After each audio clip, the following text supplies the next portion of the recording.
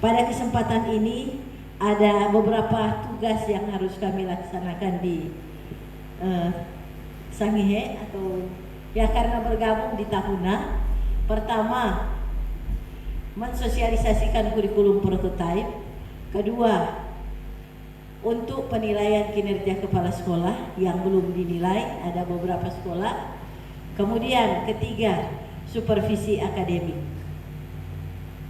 Nah, kalau sebagai pengawas itu orang 3 kali datang itu, sebab kalau mau urai itu pekerjaan itu harus panjang satu hari, apalagi kalau IHT seperti ini. Hari pertama ya sosialisasi atau materi, hari kedua mendampingi Bapak Ibu mengerjakan apa yang akan dibuat. Tapi karena jauh ya, jadi DP hari kedua besok nanti dilanjutkan oleh sekolah masing-masing. Nah, lanjut Bapak Ibu, saya menyampaikan dulu untuk sosialisasi kurikulum prototipe. Ada 2 tayangan yang akan saya berikan pada saat ini. Tayangan pertama itu tertulis November 2021. Sebab saya memang sudah berapa kali mengikuti ini sejak dari awal tahun, tapi yang terakhir yang saya tampilkan bagaimana kebijakan dari Kementerian Pendidikan dan Kebudayaan Mendikbudristek. Bulan November di Jakarta kami menerima materi ini dan bersambung di bulan Desember tanggal 9 saya mengikuti di Surabaya. Maka 2 tayangan ini saya akan berikan karena benang merahnya ada di dalam 2 tayangan ini. Jadi ini adalah kebijakan kurikulum untuk pemulihan pembelajaran setelah pandemi. Kita tahu Bapak Ibu, sebelum pandemi kita dengan kurikulum 2013.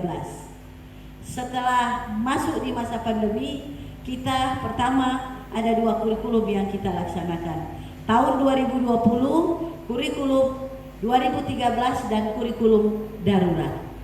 Maka di tahun 2021 kita mulai dengan 3 kurikulum. Se-Indonesia menggunakan 3 kurikulum. Ada 1 sekolah menggunakan 3 kurikulum, ada melaksanakan 2 kurikulum, ada 1 kurikulum. Jadi pertama kurikulum 2013, kurikulum darurat, kurikulum prototipe atau kurikulum 2021. Ini Bapak Ibu, ini berdasarkan penelitian menunjukkan bahwa pandemi menimbulkan kehilangan pembelajaran, learning loss literasi dan numerasi.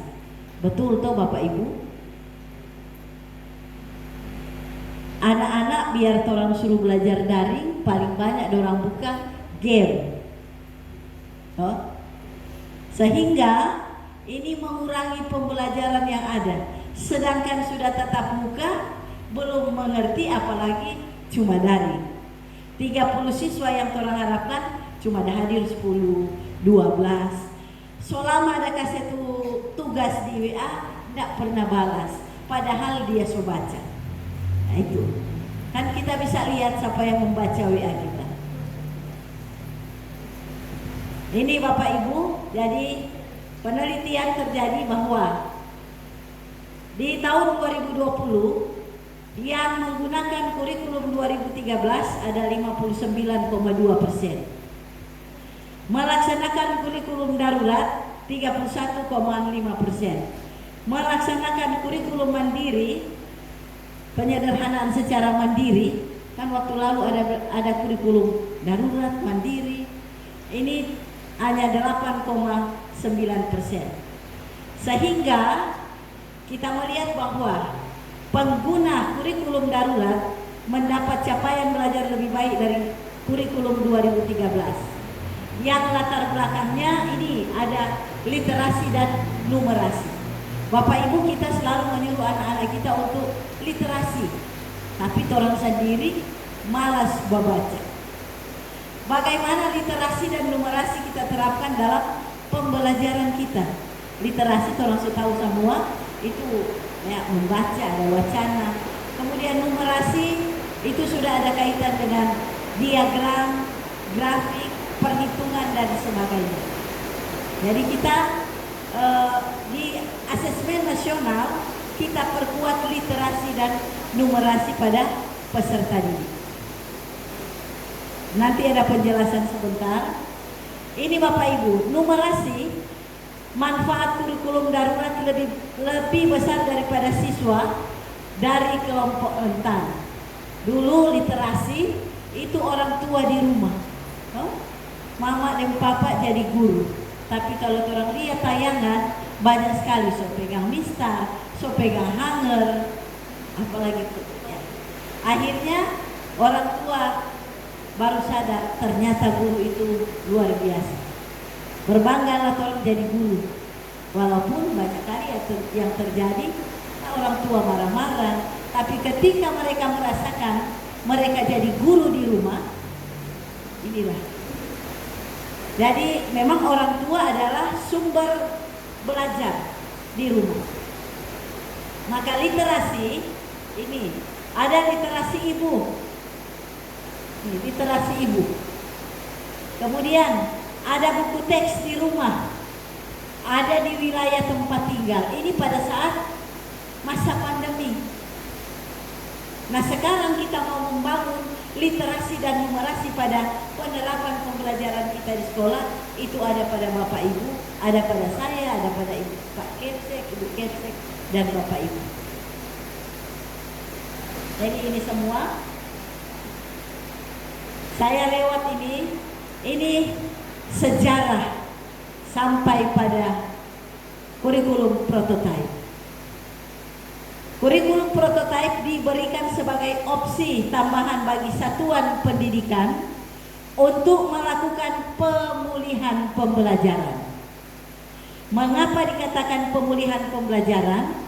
Karena di kurikulum prototipe ini fleksibel, tidak menyusahkan siswa, tidak menyusahkan guru. Cuma karena orang baru dengar-dengar, apa rasa susah sekali. Tapi ketika kita ada di situ, kita akan lihat perbandingannya nanti. Ini pemulihan pembelajaran tahun 2022 sampai tahun 2024. Mengapa? Karena belum semua melaksanakan kurikulum prototipe. Sulawesi Utara baru 12 sekolah untuk SMK yang melaksanakan kurikulum prototipe. Mudah-mudahan di Kepulauan Sangihe ini mau tambah. Tadi Pak Kepala Sekolah menyampaikan sudah terkirim berkas. Puji Tuhan. Kalau sudah kirim. Kemudian tinggal menunggu wawancara. Saya berharap supaya lulus. Dan SMK Negeri 3, berarti ada 2. Mudah-mudahan semua lulus. Berdoa banyak orang supaya lulus. Dan ketika kita memasuki SMK pusat keunggulan, maka dari kita semua diharapkan ada perubahan pola pikir, perubahan mindset belajar kita, cara mengajar kita pada peserta didik, bukan cuma ceramah-ceramah terus. Mengapa? Pembelajaran kurikulum prototipe berbasis project, berbasis produk. Nanti ada sebentar. Jadi ini pada masa pra-pandemi kita menggunakan kurikulum 2013.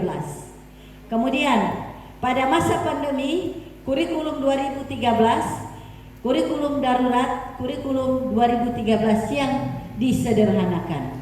Itu yang kita lakukan masa pandemi. Kemudian masih di masa pandemi ada kurikulum 2013 darurat dan prototipe yang SMK Pusat Keunggulan. Sebenarnya Bapak Ibu supaya tahu ini SMK Pusat Keunggulan sama sebenarnya sekolah penggerak. Jadi sekolah penggerak itu dari SD sampai SMA, SMK, SLB. Cuma karena SMK itu ditambah Pusat Keunggulan. Materinya sama, hanya beda struktur kurikulumnya. Jumlah jamnya berbeda dengan tema untuk pembelajaran proyek Tatamba 2 kalau SMK. SMK Tatamba 2 itu kebekerjaan dengan budaya kerja. Kemudian ini tahun 2024 kurikulum 2013 dan kurikulum prototipe sebagai opsi bagi semua. Jadi tahun 2024 kita akan menjemput semua akan menggunakan kurikulum prototipe. Paham Bapak Ibu? Kemudian kalau SMK Negeri 2 Tahuna sudah mengirim berkas, puji Tuhan, berarti kalau memang sudah ada wawancara sudah selesai, lulus, berarti bulan Juli masuk pada kurikulum prototipe. Boleh? Boleh? Oke. Siap? Siap. Mesti siap. Jadi ini percontohan untuk seluruh SMK yang ada di Kepulauan Sangihe. Jadi karena sokase masa berarti ya semua pergi di bulan Juli ini. Nah, mengantar itu maka sekarang perkenalan dan kita akan mengadopsi hal-hal yang boleh orang mau baking dari sekarang. Jadi tahun 2024 semua, tapi SMKPK kurang mau tunggu bulan Juli semua itu. Kalau lulus, kalau terseleksi, ya saya yakin ini pasti. Sebab di kepulauan belum ada, yakin. Kemudian Bapak Ibu, saya juga mau sampaikan bahwa untuk Sulawesi Utara ya patut bersyukur. Ada